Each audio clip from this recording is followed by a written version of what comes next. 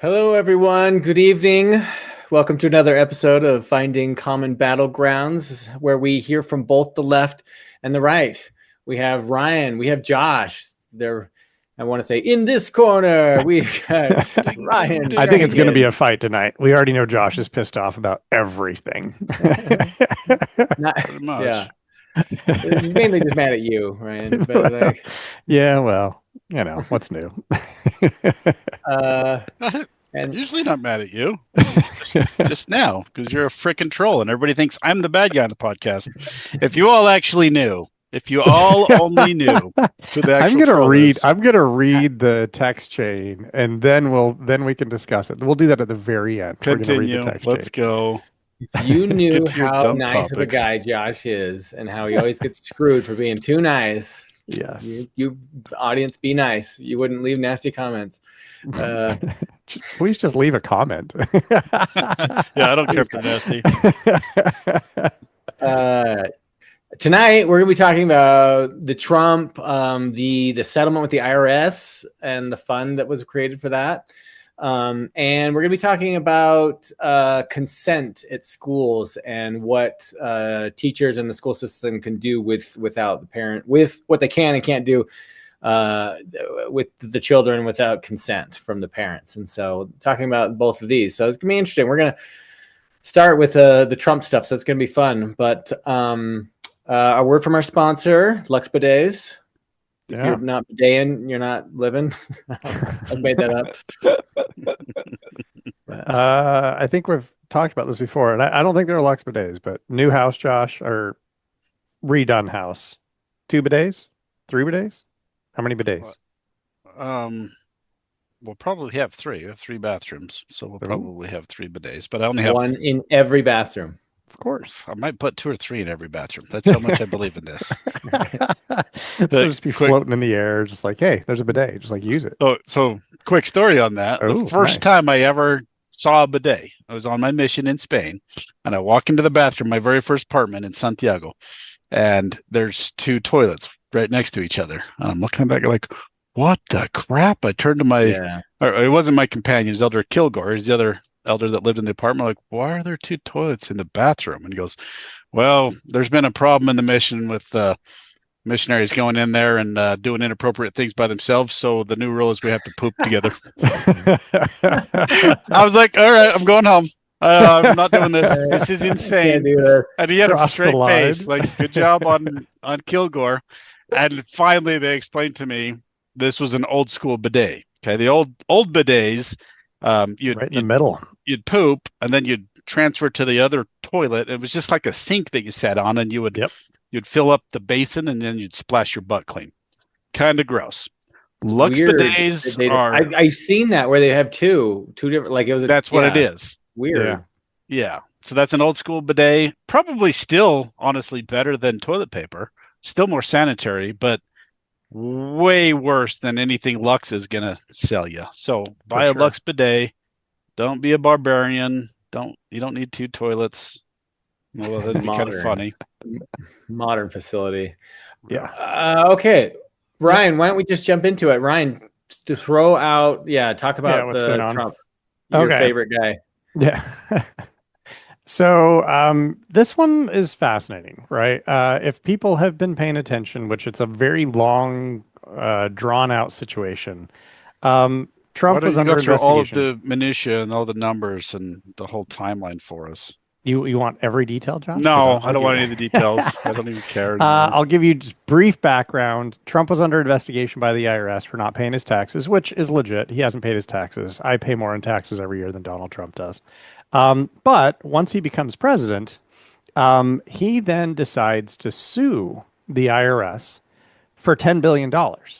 And the fun part about that is effectively he's suing himself, except it's not his money, right? So if he decides to settle, he can settle against himself, which is exactly what he did. So he sues the IRS, which is effectively him, and then he decides to settle. And here's the 2-parter that's part of the settlement that has just played out in the last couple of weeks. This is May 26, 2026 when we're doing this. So first part of the settlement is they set up a $1.8 billion slush fund that anybody who claims that they were somehow persecuted under the Biden administration can apply to that fund and get reimbursed. And when they were questioned about this, this is the acting attorney general, Todd Blanche, when he was questioned about this by the Senate, they asked if people who like beat up and attacked police officers, Capitol police officers on January 6th, if they could apply for this money. And Todd Blanche said, yes, they could. He said he didn't think they would, and he didn't like the idea, but he was like, well, technically anybody could who feels like they were persecuted under Biden. So they're going to set up $1.7, $1.8 billion. And of course, there's nothing saying Trump couldn't apply for this too, right? So that's part one. And then part two, I think you glanced over a few details. Josh said he didn't want details. Why was he suing the Trump Why was he suing the IRS? Sorry, the IRS. Okay, so the IRS said that he had a $100 million unpaid bill, right? That he had underpaid his taxes. Oh, am I missing something? The lawsuit was based on the leak of his taxes. So he's claiming that somebody leaked his taxes. They did. Sure. Okay. Yeah. Is that worth $10 billion? Right. Is it worth mentioning, Mr. Sure. Not biased here? Jeez. I mean, it's kind of. You're like, he's claiming they did. They put it, and they even had it on the news. Right, but it's not like the IRS leaked his taxes. Somebody from the IRS leaked his taxes, but he sued the IRS. He didn't sue the person. That would be the IRS, right? Okay, yes, so the IRS that's like leaked his taxes. Sure, that's like one person who works for Smith's releases some information about one vendor, right? And then somebody's like, I'm going to go after all of Smith's and bankrupt the entire corporation. You can do that. What happens. Sure. Because you can try, and Smith's can say, no, we fired that dude. We know who it matter. is. No. If I go to Smith's and I'm buying fruit and someone shivs me with a knife and it's a Smith's employee, I'm going to sue Smith's. Yeah. And I don't care if you fired the guy. I'm like, it's not like I'm going to get it from him. Especially in somebody that has responsibilities with like fiduciary duties and whatnot. They're vetted by the company. They go through training with the company to make sure that information is not misappropriated or misused. So the company does that, so they reduce liability. That's the whole point. So you're like, that's insane that you would say just some random guy at the IRS. If he had access to Trump's financial details, he's not just some random guy at the IRS. He's somebody that has had training, and now they're responsible, or at least partially responsible. So let's just be clear. He was a former contractor for the IRS. Yeah. So he wasn't actually working for the IRS when he leaked the information. How did he get the information? He had been working for the IRS. No. Wait. So I have friends that are contractors. Yeah. And he's now in prison. I have friends that are contractors for Hill Air Force Base. They're contractors to the government, to the military, right? Sure. They still have to get top secret clearance. They still go into buildings where everything is very tightly controlled and they don't have outside access to anything, and they can't even take their phones in the building. And they're contractors. Why is the military doing this? To reduce liability in case they decide to sell secrets to China or whatever. Because the military is responsible for these people. You can't just say he's a contractor and they have no liability. That's silly. Josh, he's a former contractor. Okay, he had access to... He was no longer working for the IRS. How did he get access to Trump's He taxes? Already had them when he was a contractor for the IRS. He kept the records and then he released them. Yes, but that's still under the responsibility of the IRS to protect, like even if he's no longer working for them. Yes. Why does he have the records? Really? Yes. I just gave you an example. You can't take thumb drives or phones into these buildings at Hill Air Force Base. Yeah, this is not that, Josh. This is the IRS. Same idea. This is not top secret, uber confidential information. Well, it is top secret. There is nothing top secret about financial records. It is not top secret. It's confidential. Top secret is like people could die. Yeah, it's confidential, but it's not top secret. Yeah, it's confidential. It's confidential. Sure. Okay, so he stole confidential information and he released it. Yes. Okay, so how is the organization that he no longer worked for liable for that? Well, there's okay, plenty of He stole precedents. it. A He number. stole it. This is a silly thing to get hung if up on, this but you're was just done wrong. on a You mass brought it level, up. like if this was done on a mass scale, like it would erode so much trust in the IRS and would like, I mean, there would be like mass chaos. I mean, no one would want to file their taxes if the IRS couldn't be relied on. Like they have a fiduciary responsibility to protect the taxpayers' privacy and their data. And like the fact that they released a president's data is huge. Again, they didn't release it. Well, a former contractor created grounds where that could be where it could happen. Sure. Okay. I thought you guys didn't want the details, but I didn't realize this was going to be contentious. I thought this was just going to be, Donald Trump's corrupt again, but nope, apparently not. Well, the interesting thing, Ryan, I'm with you on most of this article, but like, I don't love it, but he does have a legitimate claim against the IRS. $10 billion. Well, and they're citing, I saw in the article, it talked about that they're citing off of every view. So the violation is $1,000. And they're saying, so everyone that saw articles or the release of it, like every website view is worth $1,000. And this is just like anybody, right? Where it's like, they're just going to go to the max amount and like, and then they're going to settle for something less, which is very typical. So I don't see anything. It's not, this isn't strange, right? To go with this large amount. Yeah, that part's not strange at all. Like every lawsuit like that, every lawsuit, you're going for the max. You throw out crazy numbers so that you can negotiate your way down. That number does not. I mean, it's absurd if he gets it. I hope he doesn't. But that's he doesn't. Not... Well, unless this gets overturned, but it's already been settled. He dropped. He literally the settlement was set the day that he dropped it. So like the day that it was supposed to go under investigation, he dropped the suit because of a settlement. The settlement was we get a slush fund that we can basically give out to anybody we want because they can claim that they were persecuted by Biden. Maybe I'm misunderstanding, but he hasn't claimed any of that slush fund personally yet, has he? Yet. No one has because it hasn't been approved because he doesn't actually hold the purse strings. So this is where the Senate is holding him account, maybe, because the spineless Republicans don't hold him account for anything, but so be it, right? So that's part one. And then part two, this is what I was trying to get to. The Trump family has immunity from investigation by the IRS in perpetuity. They can never be investigated by the IRS for anything ever again. I'm torn on that one, honestly, because I don't like it, but we have talked about on this show, and we've all agreed, I believe, that the DOJ has been weaponized. The IRS, it has been weaponized. That's irrefutable. Yeah.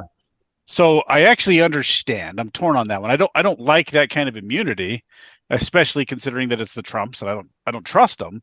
But at the same time, I actually understand why he would want that. If I were president now, I would want the same thing because the next people, they might be coming after you.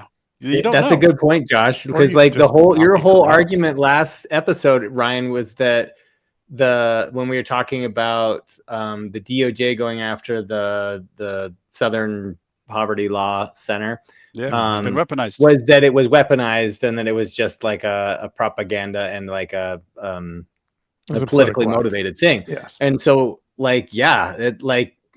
Trump has plenty of enemies, and if if a Democrat got in the White House, like I could totally see that happening, right? And it would be some politically motivated thing.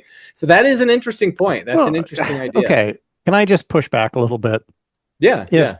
If Trump is literally just stealing money, which I think all of us on this call agree that they're all corrupt at this point, when do you draw the line between it's politically motivated and they're actually just trying to catch criminals?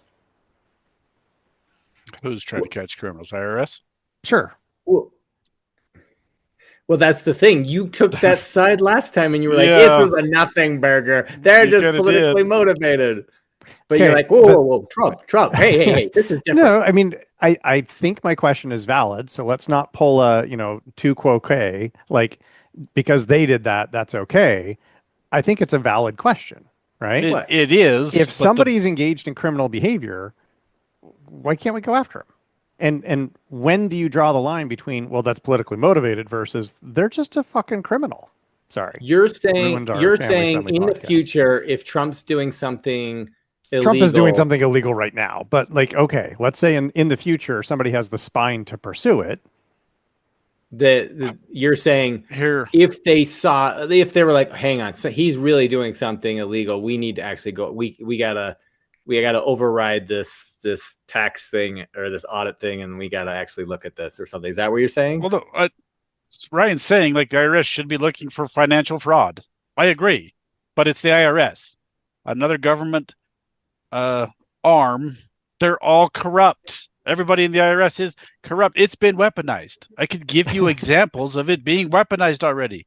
They're already corrupt. So I agree with you in an ideal world where our government wasn't completely corrupt through and through, or where Doge had actually done anything. The IRS is corrupt. Who do you want them to? So are you just throwing your hands up and it's like, let them all just take all the money and we don't care anymore? It's either that or we march on Washington and burn it down. Like There's no in between. Elon was our last best hope, and you cheered him down. Your side was like, no, we don't want him to fix it. Okay. I never said I didn't want him to fix it. I just didn't think he was going to. Okay, he was our last best hope, and you hated him for it, and your whole side hated him for it. So okay. Josh is angry tonight. He's blaming me for everything. I did it. I personally did it all. I'm pretty sure I just said your whole side. No, but I represent the whole side. I did it. To me, you do.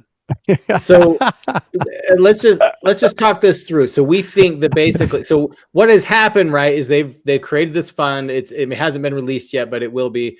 And so Trump is now immune from audits going forward, and his whole family. His whole family. It's not just Trump. It's his entire family.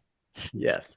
And that there's this fund here that he could apply to, and other like political victims could also apply to and get money from. I have every intention of applying for money from this. I do. You persecuted us under Biden. You weren't. I'm going to find something. I didn't read anything that talked about that it was under Biden, but like it just kind of seemed that it was vague of like just political victims, but like where's this money coming from? Anti-weaponization, I think is what it's called. Fund. It's so gross. It's coming from you, Josh. I know. That's why it's so gross. Of course it's just coming from us. You have the Republicans going, we need to spend less, but we're going to come up with a couple $1 billion to just spread to all our cronies just because. It's blatant corruption. My whole point with this is like, can we get any more blatant with our corruption? Yes. How? Biden was way more blatant, but continue. What? Are you just saying that because you're trying to troll me at this point? No, it was blatant cannot back point to then. Anything where Biden is like, I want $2 billion and immunity from prosecution forever.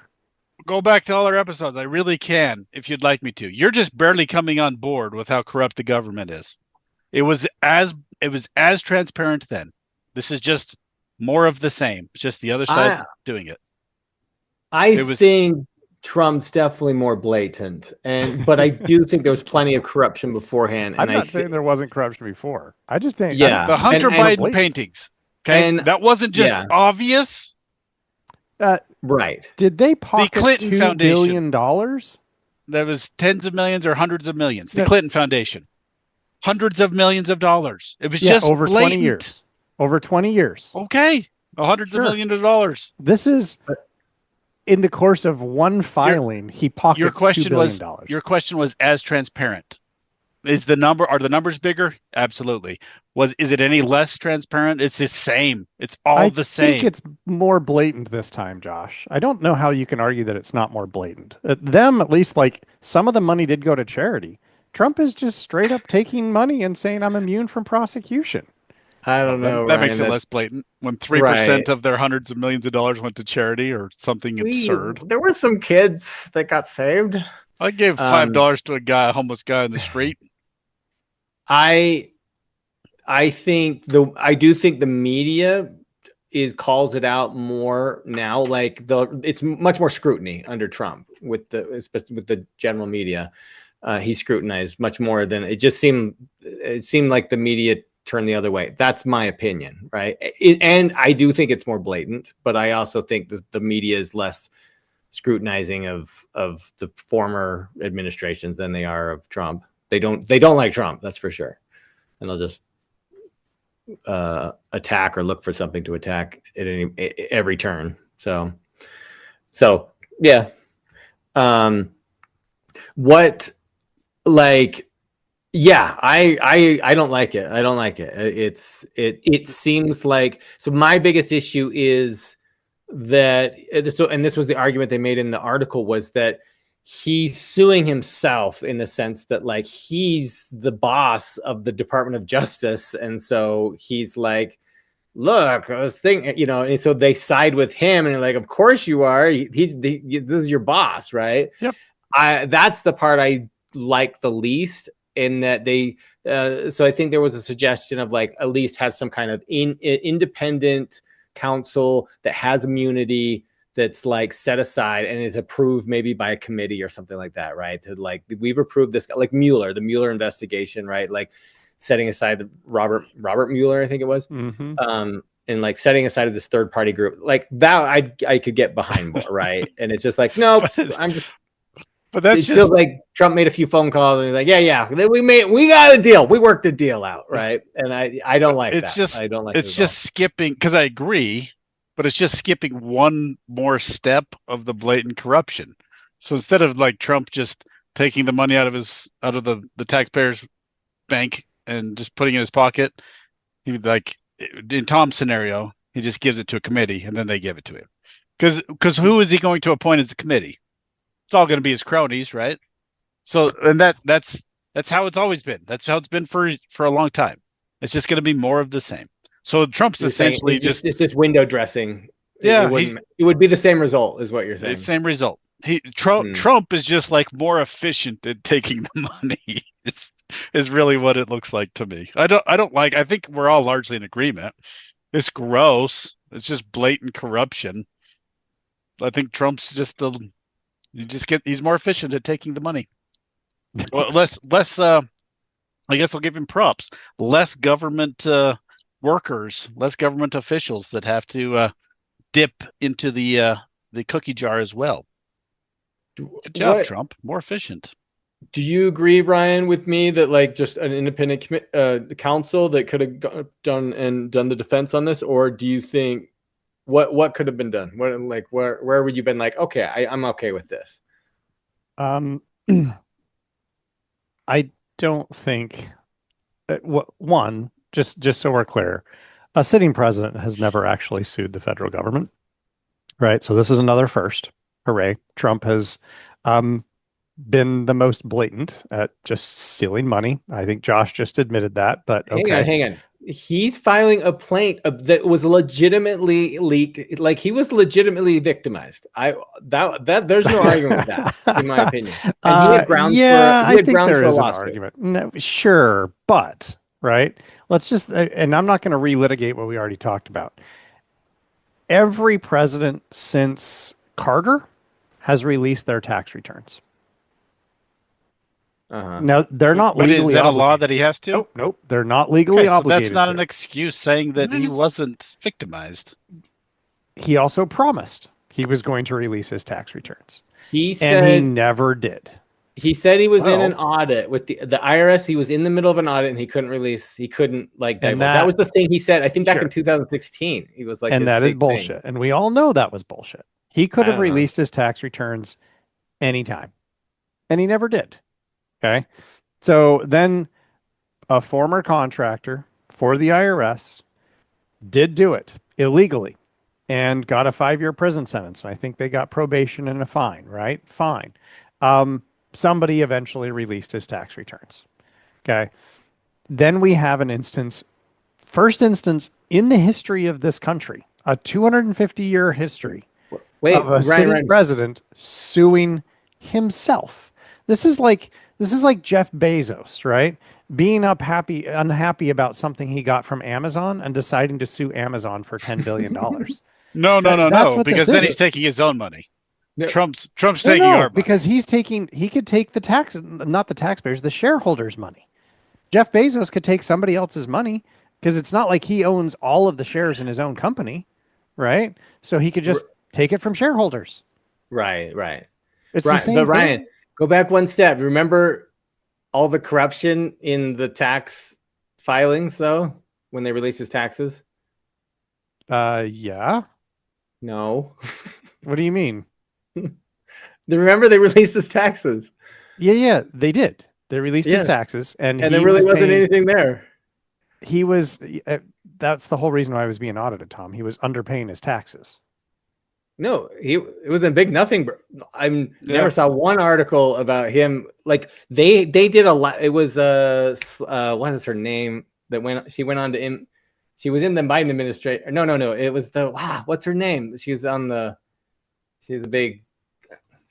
one Maddow. Yeah. Rachel Maddow. Yeah, Rachel Maddow. She released it, and they did a big whole thing, and then it was like, and he pays his taxes and gives to charity, and it's a big nothing burger. It's like they did a whole thing, and they built up the entire thing, and at the very end, they kind of built up, and then they're like, it's not a lot here. It was like, okay. So I thought that was a bit of vindication. They're probably a lot worse now, but at the time, like they looked pretty good. He was donating to charity and stuff. Like he didn't have as much money as he was, if I remember correctly. He was always saying how wealthy he was, and he didn't have as much money as he said he did. But it was a big nothing burger. I think Tom's right on that one. That's not what I remember, and I did just check over here. He underpaid his taxes. That was demonstrated. But again, he's a billionaire. He's going to get away with it. How is this news, right? Jeff Bezos underpays his taxes. All of the billionaires underpay their taxes, and they get away with it because trying to pay their full the amount that the IRS thinks they should be paying. Absolutely, that's every American on the earth, but no, except for Ryan, except for me. I pay my taxes every year because he loves to say, "I pay more in taxes than Donald Trump." He just said that on Facebook a couple of days ago. You don't take exemptions, Ryan. You don't. No. You don't file for credits or anything. You give a little extra at the end. I don't feel good about that. I'm gonna another $300. No, here, I'll be honest about it. Right, I do get royalties from books, and I've posted those royalty checks on Facebook, so you know that I make like $11 a year. I could 100% discount this office that I'm in because I do a whole bunch of my writing right here. My computer, part of this, my house, I don't pay rent, right? But like if I had a mortgage, all of those things, right? Like utilities, all of that, I could actually partially discount that because it's a home office. And I could reduce my tax burden probably to the tune of thousands of dollars every year. Do I do it? No, I don't. Why? Because, and I will tell you, better than the rest of us. No. It's not that I'm better than the rest of us, right? I don't do it because, okay, I don't really feel right about it. About oh, really? That's interesting. Yeah. Because tax write-offs in general or just in your specific case? In this specific case. Because sure, could I argue that I do some of my writing right here in this office and some of that counts? 100%. It's probably more than 50%, right? I do a lot of my writing from 6 a.m. to 7:30 a.m. every day. I do some at work, right? I do some in other places. Do I really do enough to say like, oh, I can give the exact percentage of the amount of time that I spent on this book and thus my royalties, etc. I don't think I can come up with the right estimate. And as a result, I'm like, okay, so be it. Right? It's just not worth it to me. It's you feel like you'd be Weasley, like it would be like kind of Weasley, and that you're overestimating your use of it. Yeah, I see. Because I mean, every time, like I got invited, I don't know, 2 months ago to give a talk based on one of my books in Orlando. I could write out like the cost of the electricity because it's my Tesla, right? I could discount the cost of the electricity to charge my car, my time, all of my travel expenses, the food, All of that I could discount because that all goes into author royalties. I file author royalties with the IRS every year. And yeah, it's like, I don't know, a couple $100 with all of my books combined. I could discount thousands. Josh probably knows this because he is, works for himself. And I don't think you have a separate office, do you, Josh? Oh, no. No. So you can write off all sorts of home expenses, right? That's the whole point of being self-employed. That's how you make money. You have to use the write-offs. Right. I think his makes a lot more sense because all of his billing is probably done in his house, right? Yep. He's not doing it somewhere else. Mine, it's a mix, and I don't know what the percentage is, and I have an office, and like I would just be estimating, and it's willy-nilly, and like, is it 20%? Is it 30%? Is it 35%? The numbers don't really add up to me. And so I'm like, I'm just not even going to play this game. I am not in a position financially where like if I save $100, it's going to matter to me. I'm not going to do that and then feel a little guilty that I was like, well, maybe I was 3% off, right? Like maybe I was 10% off. I don't know. Because honestly, I'm just making up numbers.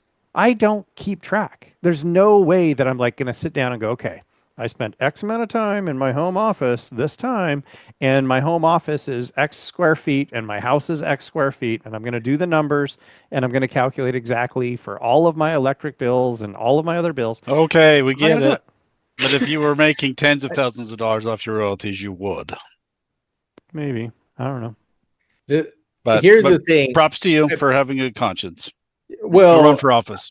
Here's the problem I have is that, and I know we're getting a little off topic here, but like so I read that the department or the Treasury department did some integration with PayPal, and you can now make payments via PayPal toward the national debt. You can like help pay it down, and this option has been around for a while, but it's now even more convenient than ever. You can like make a little dent in the.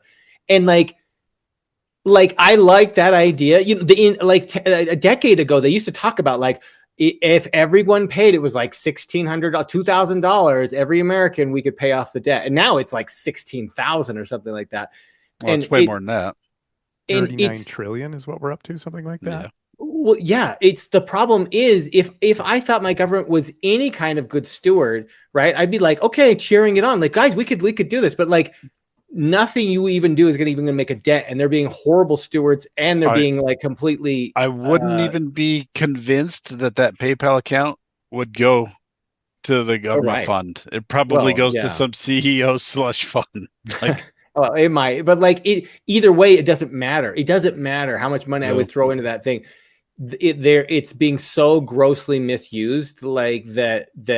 Nothing I can do can even make a dent. No, nobody can. Like if we taxed all the billionaires like at a really high amount, it still wouldn't make a difference. We are spending out of control. We're so out of control. I mean, I don't disagree with you. I'm and I don't mean this to sound really mean or high and mighty or anything.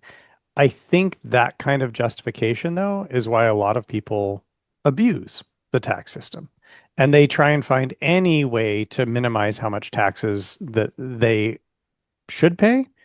And don't get me wrong, I'm not disagreeing with what you said. I think everything you said is actually true. Yeah. Right. So that's all true. I'm not talking about lying. I'm not justifying lying. But do you see what I'm saying? Like I think a lot of people will do that. That they're like, oh, they're all corrupt anyway. So if I skimp on my taxes by using this discount and this thing and this thing and this thing, it may not be entirely true, but it's not entirely wrong. It's like, and I can't bring myself to do that. Well, to me, that's the road to hell, is to justify bad actions by justifying it based on other people's bad actions, right? Like the only way I can get out of this world with my soul left is that I can play fair, even if other people aren't playing fair, right?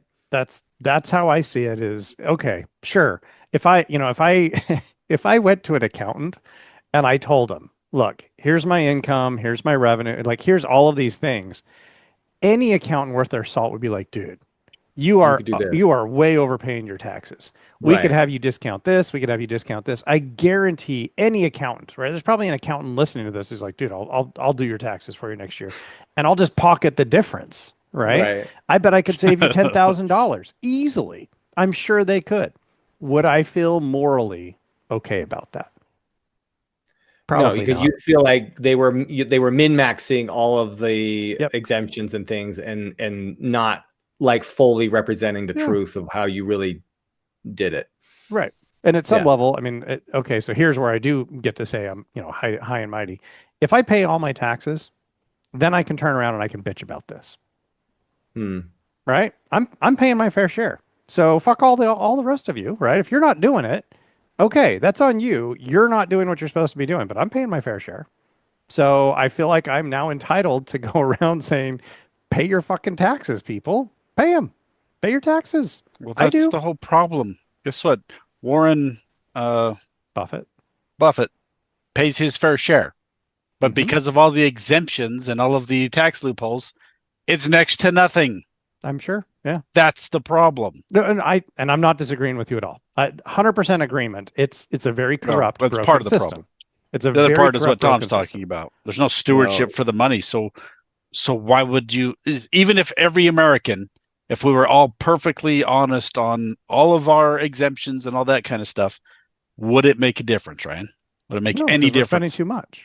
No, well, that's it would make a difference. No, but it wouldn't make enough to cover it. The government would just take that money and throw it in another fund. Probably. They would just spend it on something else. We don't have an income problem. The government, I'm talking about the U.S. government, doesn't have an income problem. They have a spending problem. Yeah. That's what I keep saying. And so, even if we boosted our income, like Josh saying, we everyone was paying their fair share and everything, it's not a spending we would problem. still have a deficit. It's a morality problem. Like, they're just taking the money. It's not that they're spending it. Yeah, we're spending it on way too many entitlements, but that's not the problem.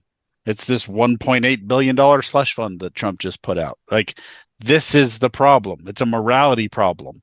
That's what's killing us. Spending's not a big issue. Well, I mean, it is, but. Well, yeah. It is because of the morality. Because of the morality the slush fund is the spending. Yeah. All right. Anything? I think we were kind of going all over the place. Anything more on this? No. Can we just all agree that Trump is a corrupt bastard? Sick. I would agree with that. Okay. Just so all of our listeners are aware, we only every time we're like, all right, we need to do a podcast. We've done for a while.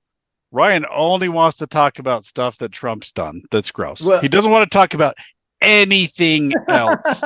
Nothing else.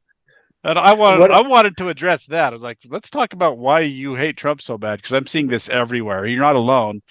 He won't do it. He only wants to talk about how much he hates Trump. Every episode. Josh, what I was going to say, I was like, I will agree with you, but Ryan, you do need to get some new material. Amen. Thank you. Because how many episodes in a row have we agreed with you? Yeah, he's corrupt. I know. I'm open to talk about other things. No, you're not. No, Josh, you can't send me tabloid pablum and then expect me to actually want to talk about it. I even found out it was written by AI. Hey, it was written by AI. Let's talk about this idea. That was the first article that pulled up. You do this every time. You need to stop. What did you going send to us the New tonight? York Post. What did you send us tonight? PBS. Oh yeah, they're not left leaning. All right, we are moving on.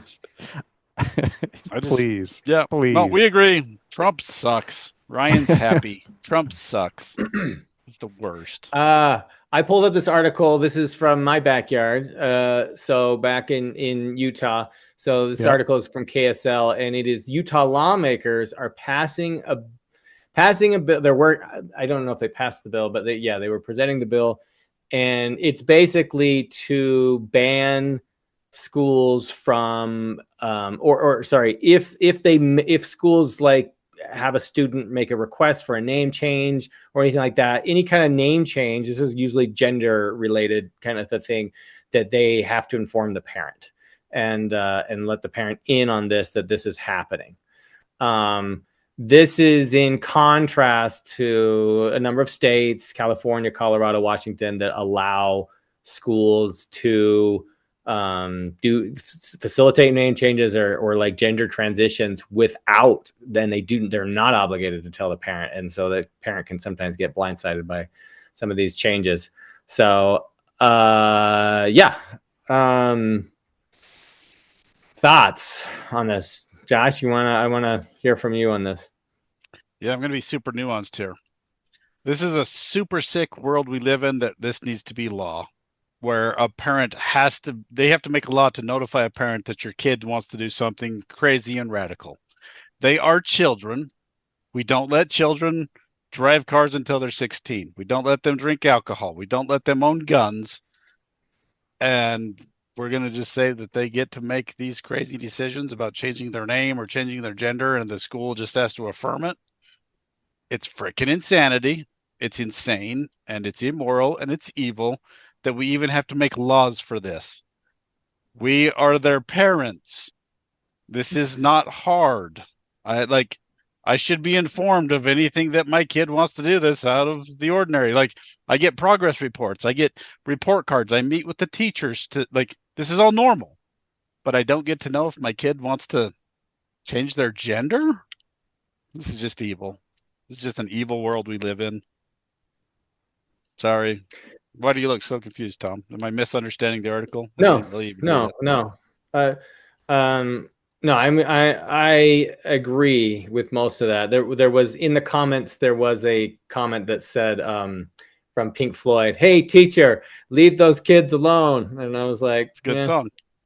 It's from the Brick in the Wall. But anyway, Ryan, you agree, disagree, indifferent? So one point of clarification: this is actually not something that's being done in the state of Utah. This is a federal bill. So this is actually at the federal level. Oh, so really? I just wanted you to be aware that this is actually a federal bill. Okay. So okay, so just a Utah lawmaker that's yeah. So they covered it in Utah, and it was a Utah lawmaker who commented, but it is a federal bill. My bad. I mean, I have lots of thoughts on this, but I do want to just kind of point out something that Josh just equated this to giving kids guns. And I can't bring myself to see the equivalency here, right? If a kid, and we'll talk about like the details here, but if a kid at school is not really sure what their gender is. Sex is a different question. We've wrestled with this before. We can do it again if we have to. But if they're really not sure and they're just like, can I go by they, them at school, and my parents aren't accepting of this, so like just don't tell them? How is that the equivalent of like them threatening to kill people? I don't see that. When did I say it was equivalent to them threatening to? I mean, I can actually make the equivalency. I didn't say that. You said it was like the epitome of evil. It is the epitome of evil. But I didn't, like, you're putting words in my mouth. I didn't say. You said we don't give kids guns. We don't give kids all of these things. Because they're kids. They make dumb decisions. Right. And you're saying this is the equivalent. This is the equivalent of giving kids guns. Have you never seen any of these detransitioners that they're sterile for life, and they have all sorts of problems, and they're going to die early because they had their breast cut off or they had their penis cut off, and then they're like, oh, that was a huge mistake, and then they can't go back, and they've ruined their lives, and they can't have kids. Have you never seen any of these people or their testimonies? There's groups of them out there now, because there was a whole slew of people that got shoved into this system, and they transitioned, and then they realized a couple years down the road, oh, I'm not any happier. I'm actually way worse off, and now I'm going to die. Now I keep getting these crazy infections because these surgeries were botched. Like, this is a common thing now. You're going to tell me that it's equivalent to, we don't let kids do drugs because it's harmful for the kids. It's an exact equivalency. This is like if we just allowed meth dealers at the school to push drugs on kids. It's the same thing. And you can make excuses. The kids get a choice, and I don't even know how you justify any of this. You can't justify this. A parent's job is to look out for the kid. So unless a kid is actively being abused by a parent, Pink Floyd, why are the teachers getting involved in pushing their agendas? Okay, I don't care if you disagree with how I'm trying to look out for my kid. Unless I'm actively abusing them, you don't get to get involved and say, yeah, they get to choose a different gender. No, you don't. You just don't. This is evil. So many things that I want to say here, but Josh, you just went slippery slope to the like furthest extreme. You completely missed the example that I gave, right? A kid who is not saying, I want to take drugs, I want to get my penis cut off. They're not doing any biological transition. They're just like, I'm not sure what my gender is. Can I use they, them pronouns at school? And you're like, the answer is they no. are going to die. This is the equivalent of giving them all guns. This is mass murder, Once right? again, you're putting Dude, words in my mouth. Not what I like, said. could we tone it down a No. little bit? No, because it's still evil. Because if they don't know what gender they are, ask me, I'll tell them. Josh, can we just recognize like your equivalency is completely blown out of the water? It makes no sense. If somebody isn't sure about their gender, not their sex, they're not transitioning biologically. They're just socially not sure. You're like, this is the equivalent of giving them a gun and saying, go shoot yourself. And you're saying all the teachers are in on it and they're forcing them to do it. Like, this is insanity. I love this is not equivalent at all. Well, Ryan, I would say on its face, I think you're right in that, like, changing your name or just like playing around with that is not the same as like fully, cutting your testicles off or something. But I think Josh's point is that like this is the start, right? This is where the door opens, and I think, would you agree, Ryan? Like a kid could get down the road fairly far with like of starting to explore this idea, and if a parent isn't involved or anything, they could get, they might do something that they might regret, and the parent didn't have a say in stopping or encouraging or whatever. So maybe, right? I'm not going to disagree. I'm trying to be as open about this as possible. I'm not going to disagree that this is opening a door, right? But it's not like hormones are free. It's not like sex change surgeries are free. So unless you're giving your kids they were for a while a credit card, and they've never been, Josh. Okay. If you're giving your kid a credit card and just like, hey, go spend thousands and thousands of dollars and do whatever you want. And one, like they can't even get in to see doctors without parents in most of these places, right? It's just not possible to do these things. So it seems like much ado about nothing that you're like, oh my gosh, this could lead to these kids cutting their penises off. And it's like, not what I said. Let me be very clear here, because you're going to hate this even worse. Just putting the idea in a kid's head that they are confused about their gender is evil and wrong, because there's two genders. That's my stance. I'm not. You're wrong, and we can move on. Sure. Okay, that's fine. That's my stance, and I'm not going to change it. There are more than three sexes if we want to wrestle with just the biology. So you're not even correct about like the biology, let alone gender. That's the crazy part. I just covered this with my because students. Of intersex? Yes, intersex individuals are neither male nor female. That leads to a third. Mean, no, that's just it's an aberration. That like we have male and female, and then you have an outlier. It's a minuscule outlier. That doesn't mean there's another sex. 1 in 1,000, which means there are hundreds of thousands of intersex individuals in the U.S. You just call them all outliers. They are outliers. That's not the norm for our biology. Our species is male and female. That's how we reproduce. That's the norm. Just because you have an outlier doesn't mean that's another gender. Statistical norm or moral norm, Josh? Either one.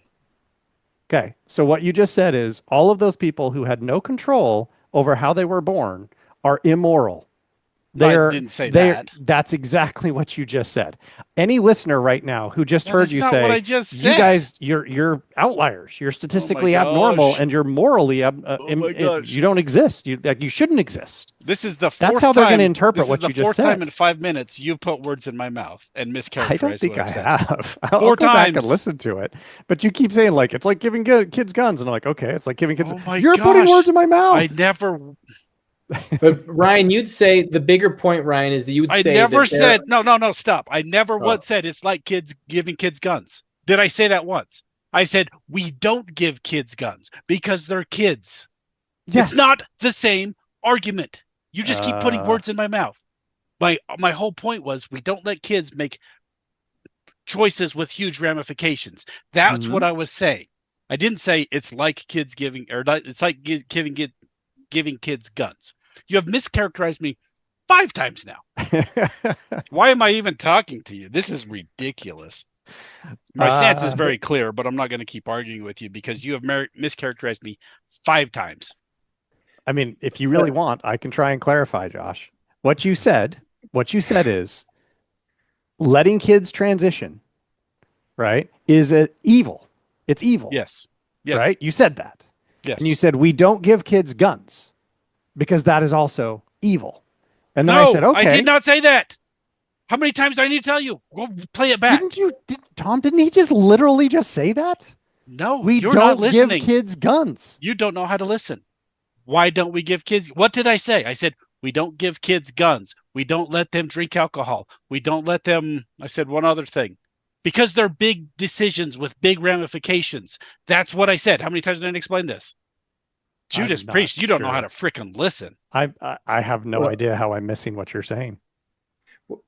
I'm literally listening, and I just repeated it back to you, and you're like, you didn't listen to me. I literally repeated it back to you. We don't give kids guns, and you're like, nope, that's not what I said. Well, but I think he said because it's evil, and that's that's he what didn't you keep say adding. that. I never said that. Oh, so giving kids guns is not evil? No. It's irresponsible. I never put a moral equivalency to it. We don't. That's not the point I was making. And holy cow, I don't even know how to talk to you. That's not the point I was making. I never said that. You kept adding that. The point, Ryan, you're making is that there are sort of safeguards in place for a kid that will, like, these blocks that will, because a kid's not going to be able to afford the surgery or be able to go to a doctor without a parent involved or with money in this process. unless they're independently wealthy and, like, I don't know, what is it called, emancipated, and they can make their own decisions at 14, right? You're not going to be able to do that. It's just like, legally you cannot do the things that Republicans think they're doing. You just can't. So they're fighting a battle. They're fighting windmills, right? If a kid wants to use different pronouns, who the hell cares? Me. Okay. I care. Good. I'm glad you care. They're not hurting anybody. Using different pronouns is not hurting anybody. You admitted it's opening a door. Yeah. To letting them use different pronouns. But they're not immediately going out and cutting off their penis, Josh. That is, like, it makes no sense to claim that's what's happening. It's completely a non sequitur. Did I say that? Well, and I guess the point is, should a parent I don't know. be I have no idea what you're saying. Apparently, I can't understand anything you're saying tonight. Go ahead. Should a parent be obligated to be informed if this kid starts to do this? Okay, so now we're getting to the part that I like. All of this previous stuff was just, I don't know, me not understanding Josh tonight. Okay, if a kid doesn't agree with their parents' morals, and their parents take a really strong stand on this, like, at the very least have strong opinions about it. Yeah. Like, and it could be to the extent of, like, they'll kick him out of the house. They could do, they could pull him from school and put him in some military academy or who knows what, right? Is it really safe for the parents to know that a kid just wants to use different pronouns? And I say this, well, hold on. I say this having actually observed this with my son and friends of my son. There was a kid, okay, I'm not going to name any names, of course. There was a kid at his school whose parents were adamantly opposed to the idea of somebody being non-binary, okay? But the kid did not identify as binary. Just didn't, okay? And they weren't trying to transition biologically. They were not looking for hormones. They were not doing surgeries. They just weren't sure who they were. And at school, they wanted to be called by a different name, and they wanted to use they, them pronouns. And the school was like, okay, like, if that's what you want, we're fine with that. We're not paying for you to get hormones. We're not paying for you to transition. We're just trying to respect the kid's wishes. Okay. Knowing that the parents were not okay with this and there might be consequences to the kid, but the kid just felt more comfortable with a different name and different pronouns. Who was really being hurt in this situation? I'm just at a loss. By the school. That is evil, not to respect the parents' wishes. How is that evil, Josh? Explain how that's evil to me. You have custody of your child, right? Sure. Why when they're born, why do you have custody? Why can't anybody just take him? Or why can't Torrin just go off on his own? Explain it to me. Pretend I'm stupid right now because I can't understand anything you're saying. Come on. This is so pointless. Well, no, come on, Josh. Explain it. Let's give the example of like truancy, right? If a kid doesn't go to school, a parent can be I believe in some states can even be like charged, because if it's excessive and the parents know potentially, I think that's true. Or if a kid steals a car and goes and runs somebody over, the parents will be charged. Parents are liable. This just could be. It's complicated. Can be, right? Yeah. It's not like immediately they're going to be like, oh, you did it, right? If the parents gave them the keys, or like the parents knew what was happening, then potentially, or if the parents were negligent in their parenting responsibilities. Okay, fine. By saying evil, Josh, you're bringing in a supernatural moral valence to this. That's the part that I'm like, you got to explain that, because I don't see who's being harmed in this. Who's being harmed? Okay. Right? All right. I'll try one final time. You agreed when Tom said that you're opening a door. You're opening a door to a kid that he's going to go down this road, possibly, maybe not, but you're opening a door where they might go and explore have a transition story. They might transition. They may. That's possible. You're telling me that it's not harming the kid, that you're sending them down this path? Okay. I'm trying to be real diplomatic here. Okay. And I appreciate that. You did not, by opening the door, cut off their penis. You did not, by opening the door, give them hormones. You said, you want to explore? Okay, cool. Against your parents' wishes. Your parents don't want you to do this. Your parents have custody how would of you. The school know They take that? Responsibility for you. Would the school know that? You're assuming that the school is going to know that. Obligated to notify the parents. That's the crazy Why would they part. be obligated to notify the parents? Because the truancy thing, if your kid doesn't go to school, you notify the parents. You notify the parents of your children's grades. Every day, if my kids don't go to school, I get an automated phone call just to know if they're at school. It's not that hard to notify parents of things. So if your kid shows up to school and says, I want a different name, why would you not notify the parents? It's pretty easy. Hey, your kid just told me that they want to go by a different name. And what if the kid says, okay, it's fine. What if the kid says, my parents might actually harm me if I tell them that I want to go by a different name? Yep. Well, then you get DCFS involved. I started with that. On the fact that they want to transition their gender or explore a different gender. Yes. Now we can take the kid away? Yeah, but if there's actual abuse, that's how I started this. If there's possibility actual of abuse. Possibility of abuse. My parents might kill me if I transition. Perfect. Get DCFS involved and find out if the parents are insane or if the kid's a liar. Pretty simple. That's what DCFS is for, to protect the kids. Then you find out, oh, this kid's a liar. Let's let the parents know what he's up to so that they can put a stop to it, so that they can be good parents. That's really easy. If there's actual abuse involved, get the people trained to fix this involved. The DCFS, not that hard. Any other situation, if the kid's just lying, or if the kid doesn't say, I just want to do it, my parents are against it, great. Let the parents deal with it. That's their job. They're the parents. You as the school official, you should not be involved in this. If you find out, it should be the parents' job. Why we've talked about this before on the podcast. Why would a teacher want to be involved in that? They don't. Unless they have an agenda, they shouldn't be involved in it. They don't have an agenda. Okay, fine. Then let the parents deal with it. I disagree too. I'm trying to be diplomatic here. The parents should be the ones to deal with that, and it's evil to take that away from the parents. Because if a kid shows up to school with a gun, who are you calling? You're going to call police. The cops. I'm not calling the parents. You're going to call the cops. I'm calling the police. Then you're going to notify the parents, right? Sure, eventually after we take the gun away from the kid and we make sure everybody's safe, but the first person is like, "Hey, can you come get your kid? They're shooting people." I didn't say that. I know you didn't say that, Josh, but that's the way you implied it. Okay, just to be clear, there is one out of three of us is actually a teacher, right? Oh, have I been in classes? Have I been in classes where I read the roster and I go through, on first day and I'm like, "Hey, introduce yourselves." And one kid is like, "Well, it says Charles on there, but I go by Chuck." And I'm like, "Shit. I need to get permission from your parents to call you Chuck." That's really the argument you're going to make?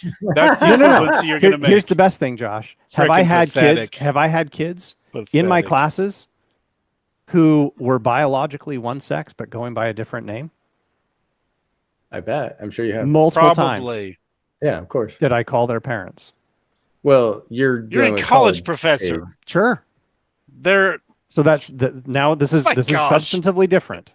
No, you're laughing. So why are you making this argument? So I now they're have an adult. Okay, so now I don't have to call their parents. Now I don't have to call their parents. If a 17-year-old does this, got to call the parents. Yes. Absolutely. 100%. 17 and 364 days. Got to call the parents. But at 18, absolutely not. And what's the difference between them going by Chuck versus Charles versus Colleen or Sam? Are you really making that argument? Yes, I am. Really making that argument? Because this is the argument you guys are making. They want to go by a different name, and you're like, "No, how dare you? This is evil to go by a different name." I have kids. I had one in my class last semester. I read her name in class, and she's like, "Oh, no one calls me that. I go by this." Yeah. It was a completely different name. It wasn't even like one of the derivations. It wasn't like, it's Colleen and I go by Call, right? It was, my name is Samantha, but I go by, I don't know, Yanni or something. I mean, it was completely different. Who cares? Yeah, exactly. Who cares? She's in college. I'm there to teach her. Oh my gosh. That is not my responsibility to get involved in what she's doing in her personal life. If you were a elementary school teacher and you said that, I would demand that you were being fired immediately. I don't care about my 2-year-old students out here. I'm just here to teach. I don't care if they're killing each other. What Do you a dumb realize argument. The catch-22 that you're laying out right now? You're saying it is not the teacher's responsibility to deal with this, but it is the teacher's responsibility to deal with this. It's the teacher's responsibility to notify the parents of aberrant behavior, because we do it in every other thing. We do it if they don't show up to school. We do it if they get in a fight. We do it if it doesn't look like they're physically be harmed. It's all about harm. And what you're saying is like, no, not in this case. In this case, yes, it's harm. You can't. This is harm. That is perception of harm by you. It's not perception of harm by the kids, and it's not perception of harm by lots of people. Why do the kids get to decide anything? They're kids. Kids are stupid. Kids are stupid. That's why we have that's why we're the parents. That's why we're mandated by law to take care of them. The law says you have to take care of your kid. You go to jail if you don't take care of your kid. Kids are stupid. They can't take care of themselves. And you're saying in this one instance where the parents may think it's harmful, but I, the teacher, don't see it as harmful, so I don't have to notify them. That's a freaking agenda. So you telling me you don't have an agenda is a bold-faced lie. Sorry. It's a bold-faced lie. How is it an agenda that I'm doing what a kid wants? So, Ryan, if I was at school and I have a nephew who's, his name was David and he goes by Crow now. Okay. Great. Crow. Cool. If I got notified that my son, who's 14, is now going by Mary at school, I would want to know about that. I'd be like, what? Nope. What's this about? Right. So, and here's the thing, like, I'm okay with that if the parent is going to go, okay, let's have a conversation. But if the parent is going to go, there is something wrong with you. We're pulling you from school and you are never allowed to think about this. This is totally unacceptable. You are male. You are never allowed to transition. You're not even allowed to think these thoughts. that's really not a safe place. Thank you for the Thank kid. you for admitting you have an agenda. Thank you. You just admitted you have an agenda. Yes, Josh.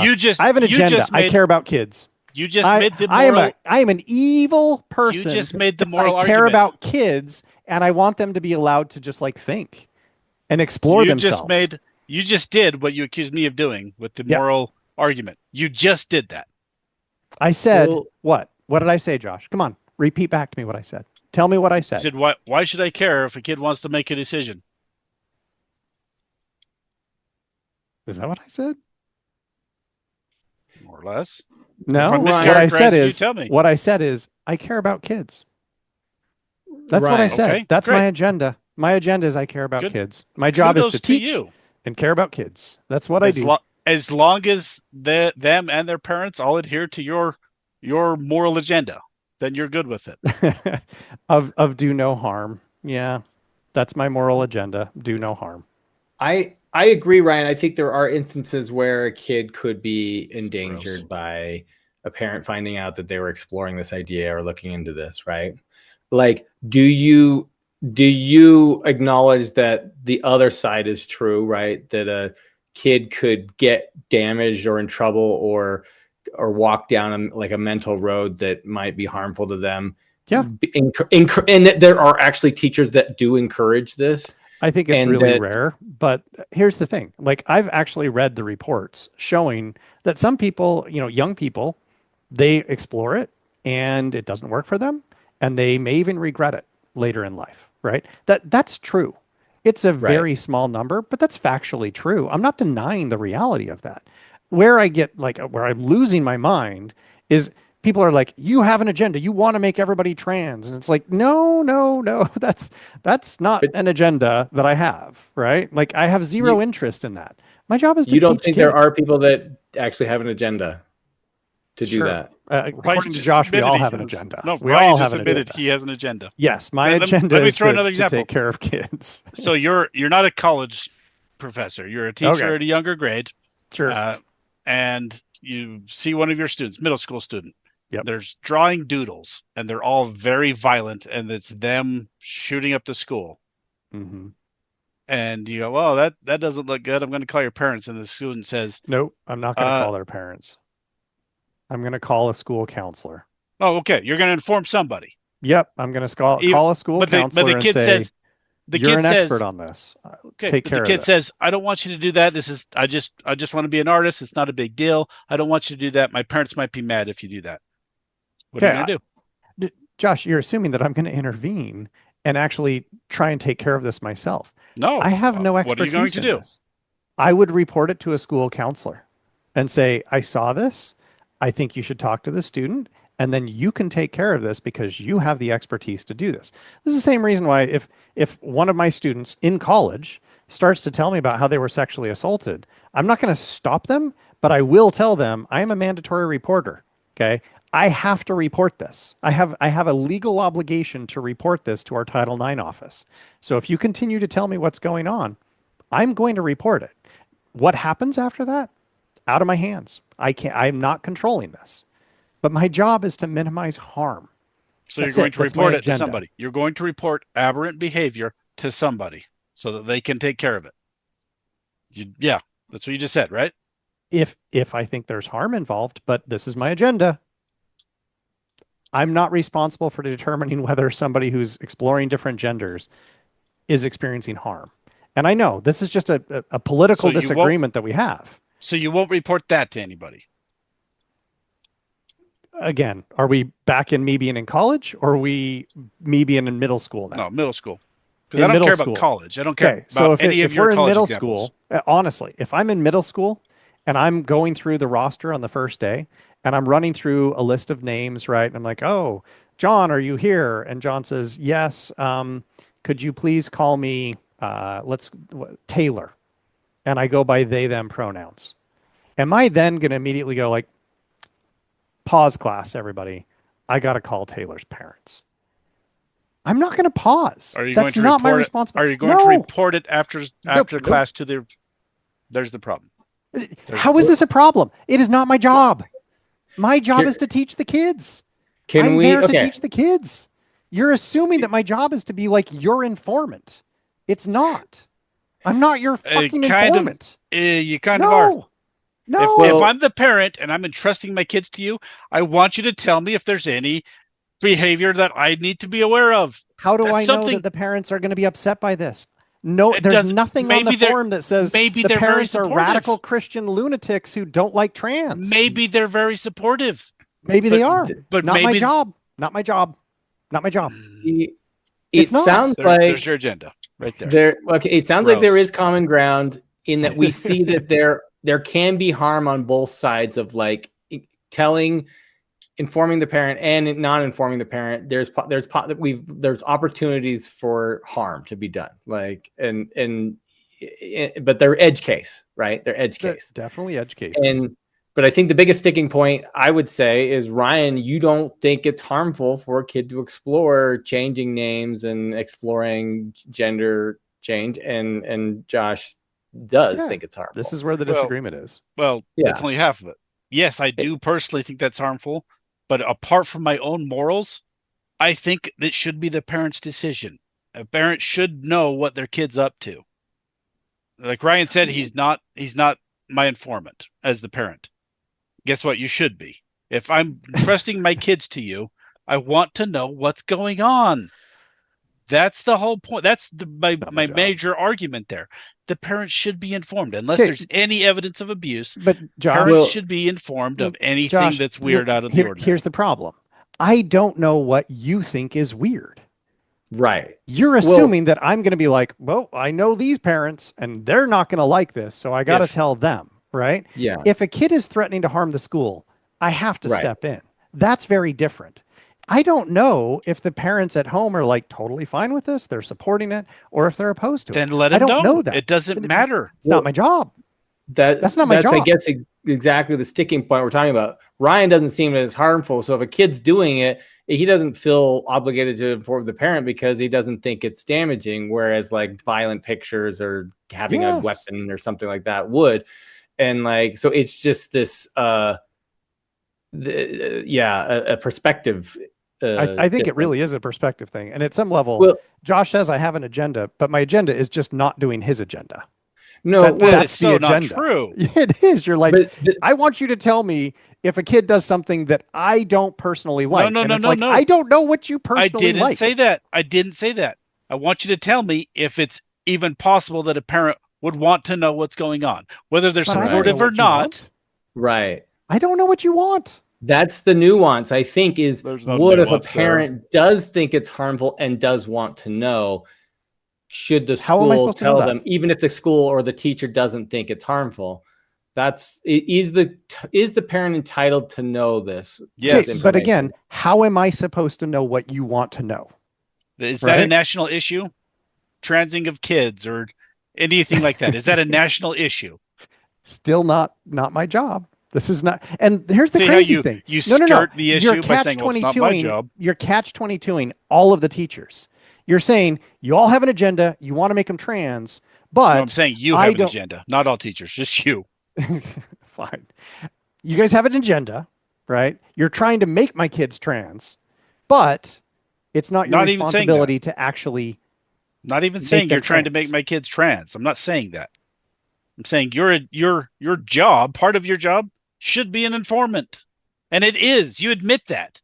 If you see my kid dealing drugs, you're going to tell somebody. You're going to be an informant. If you see my kid threatening to bomb the school, you're going to be an informant. If you see them doing any aberrant behavior that's obvious, especially if it's something you disagree with, you're going to be an informant. You have admitted that is part of your job. You admitted with the whole Title IX thing. If a student tells you about sexual abuse, you're going to be an informant. That's part of your job.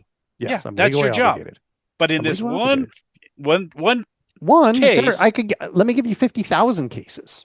Right. I don't think we have time for 50,000. Exactly. Right. That's my point. Ryan, you think it's as benign as a regular other thing, like maybe they're using a red pen instead of a blue pen. I'm like, exactly. Could be aberrant behavior. I will report that. Right. That's such an intellectually dishonest cop-out. It is. There's nothing dishonest about that. You understand that this is a divide, and there are certainly some parents out there, whether you agree or not, that would be concerned about this. Okay. You talk to your kid. I'm not going to talk to your kid for you. What if? Why do you want me to do your job for you? Be a good parent. You're a shitty parent. That's your problem. I'm teaching your kid. Be a better parent. Wow. So you just admitted. You just admitted again. Fine. Yes, I have an agenda that I'm not going to do your agenda. That's my agenda. I'm going to be an informant when I think it's concerning, but I'm not going to be an informant when I think that they could be a threat to themselves or somebody else. I got to do something. Ryan, okay, all right, because this actually happened with my kids. I want to hear this. This is gonna be interesting. What if the kid says something racist to another student? Do I hear it? Or do you inform? Are you an informant? What's the context? Like, are they in my class and they say something racist, or I just overhear? I'll tell you the exact. Like, give me the exact context. And again, am I in college or am I? It's junior high. Junior high. And a kid says, and one of your students says, "Hey, better shut your." He's saying it to another student. You better shut your mouth, or I'm going to call ICE on you. And he's a minority student. He's saying this. He's directing it toward a minority student. Okay, and this is in my class, or this is just in the hallway? I don't know. Like, if it was in the class, would you? I would. I mean, this is how I would actually respond to this, right? I would say, I don't think making threats against students is appropriate, right? I don't think I would call it out as a racist comment. I would say, I don't think making threats against students is appropriate, regardless of the context, right? So if a white student said to a white student, I am going to call the police on you, I'd be like, dude, like, what's going on here? Like, let's tone this down. Let's have a conversation. What's the actual context, right? I don't think I would focus on a racial overtone to what's being said, because the point is somebody is making a threat towards somebody else. Okay. That to me is the part that's concerning. I'm not going to engage in kind of, oh, that could be racist. Maybe it is, maybe it isn't. I don't know. I don't know if the kid is illegal or not. That's not my concern. I'm there to teach them and make sure that they're not a harm to themselves or somebody else. That's it. That's all I'm trying to do. So even in that context, I wouldn't bring up like, hey, let's have a conversation about race. Like that. No. You wouldn't inform an administrator. Depends on the context, right? If like they go to fisticuffs, then now I've got to fight about it. In that exact context, probably not. If that's where it ended, right? It was like, hey, shut up or I'm going to call ICE. Maybe they're making a joke and it's a terrible joke, right? I don't know what the context is. So I would just I do appreciate that response, because that's the exact opposite of what the school did, but they totally focused on the comment and that it was racially motivated and that it wasn't inclusive and etc. And they believed harm had been committed, and like they took big action on it, and which I thought was interesting. So yeah, but they informed the parent. Oh yeah, ad nauseum. Oh, so you can over-inform parents? Yeah. It certainly can for me. Well, I'm going to tell every parent now what color pen and pencil my students use, because it's aberrant behavior. I'm on it. I'm on it, Josh. I got you. You won't tell them if they have a rainbow pen. Oh, 100%. So we are at the end of our program now. Thank heavens. That was brutally stupid. Any final thoughts about this? This was very interesting. How the perception of this. I actually enjoyed the Tom just got to watch the show. I'm surprised he didn't have popcorn. He's just like, yeah, you go. This is great. You go. Final thoughts? Sum up. Ryan? Final thoughts. Go ahead, Josh. I don't have any final thoughts. Ryan mischaracterized me so many times. Don't talk about how you were victimized. I want to talk about the subject. I wasn't victimized. How do I have an intellectual argument with somebody that over and over again keeps saying, well, you inferred it, so now I'm going to whatever. That was so frustrating. Final thoughts. Yeah, Trump sucks. We all agree, but everybody sucks. So I have this really deep-seated fear that in 3 years or whenever, when a Democrat takes over, Ryan's going to be like, well, the government is just perfect now. There's no corruption at all. Like, oh my gosh, all of that work for nothing. I hope you were you've come to the dark side on that one, at least. As for the other issue, my final thoughts are there are two genders. Make any dumb argument you want. It's just that simple. And telling kids otherwise just confuses them, and it makes them unhappy. Cutting off your body parts never makes anybody more happy. It never has. It never will. And when you just push kids down that path, you're not doing them any favors. That's evil and it's wrong. And a parent's or a teacher's job should be to inform the parents of anything that the parents should be concerned about. Yes, there are sucky parents out there. Fine. That's why we have DCFS. They can get involved in that situation. For the most part, most parents love their kids and want what's best for them. Kids are stupid. They shouldn't be able to make decisions that affect their whole life without parental consent. Like, kids are stupid. That's just part of our law. It's part of our system. That's how humans are. A boy's brain isn't developed until he's 25 years old. Kids are stupid. Maybe, yeah. I've said enough. That's silly. It was silly and it's wrong and it's evil to allow that kind of crap. I'm taking a stance on that one. Sorry. All right. Ryan. I'll keep mine really, really short. I'm not a mind reader. I don't know what parents actually want for their kids. My job is to educate kids and to make sure that they're safe and everybody around them is safe. I just need to make it a safe learning environment. So if that means I have an agenda, I guess I have an agenda, but my agenda is just to educate kids, make sure they're safe. That's how I see it. Well, thanks everybody. Thanks for tuning in to another episode. Nothing? Tom kind of did. He already summed up. He kind of pointed out that it was a difference in perception. Yeah, I thought that was interesting. Right. But yeah, no, I think, I'll leave it there. We got heated, so Tom's happy because we ran at each other's throats. Couldn't be happier. It was blood. I loved it. All right. See you, everybody. Josh, we may not always agree when it comes to politics, even though we're trying, but there is one thing we agree on. There is only one way to clean up after going to the bathroom, and that's with a Lux bidet. I've been a proud owner of a Lux bidet for years. I have literally owned a Lux Neo 320 since 2013. That's the warm water model. Talk about happy, fun, poopy time.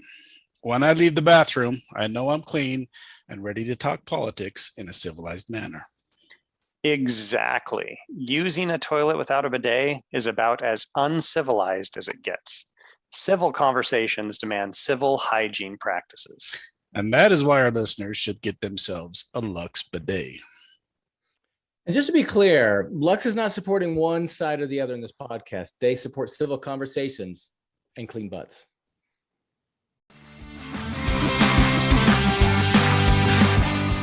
We hope you enjoyed this episode of Finding Common Battlegrounds. The music is by Ben Sound. The views expressed in this podcast are those of the participants and not those of their employers.